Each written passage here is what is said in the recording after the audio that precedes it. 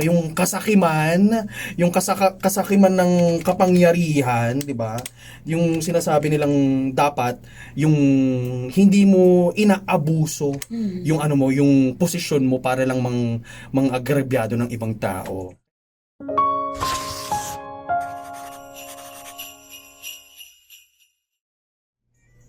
Nakita ko kan nakita ko kan nakita ko kan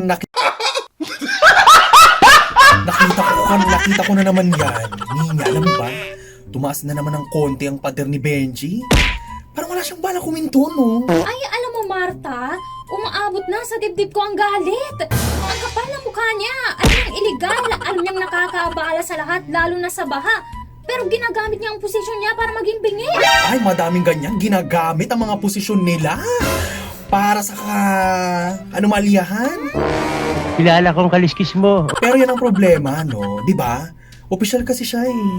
Kung i-report mo yan sa barangay, saan mo naman ilalabas ang reklamo? Baka sa sarili lang niyang mesa umabot yan. Baka lalo ka lang gipitin. Kaya nga. Kaya nga ako nagdadalawang isip. Kung mananahimik naman ako, parang sinasabi ko na okay lang na apakan niya ang karapatan namin. Titiisin ko na lang ba ang pagbaha? Ang masikip na daan para lang walang gulo? Nako, dapat hindi mo titiisin ng baha. Dapat bumoto ka ng tama. Tama kayo. Wala sa script. Sorry. Hindi ko naman sinasabing manahimik ka, ate. Pero kailangan mong maging matalino talaga. Kung i-report mo siya, dapat handa ka. Handang maging target niya. Tapos may pamilya ka pa, ate. Naku, nakakaloka yan. Pero kung hindi ako kikilos, sino ang kikilos? Kung lahat tayo matatakot dahil sa opisyal siya, edi tuloy na tayong mawawala ng boses. Ang pader na yan, hindi lang sa iskinita ang umaagaw ng espasyo. Umaagaw din yan sa paninindigan natin. Nako, dapat hindi tayo matakot kasi nga public servants sila.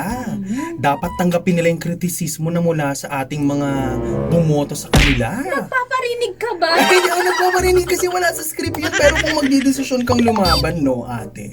Huwag sa barangay hall. Dumiretso ka na sa LGU talaga. Sa mayor's office, gano'n. O kaya sa city engineering's office. Mas mataas, mas mahihirapan siyang baliktarin yan. At kailangan mo ng ebidensya, ha? Pero tingnan mo naman, kitang-kita naman ng ebidensya, ate. Ang taas na ng pader niya.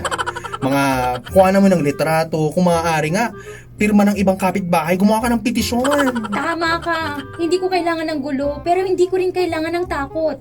Gagawin ko ito para sa tama, para sa komunidad. Hindi ako mananahimik dahil lang sa may posisyon siya. Eh ano naman kung may posisyon siya, eh tayo ang bumoto sa kanya. Pwede Tama? natin siyang tanggalin. Totoo. Tapos sobrang hirap ka ng tatrabaho, tapos sasabihin 500 lang noche buena mo.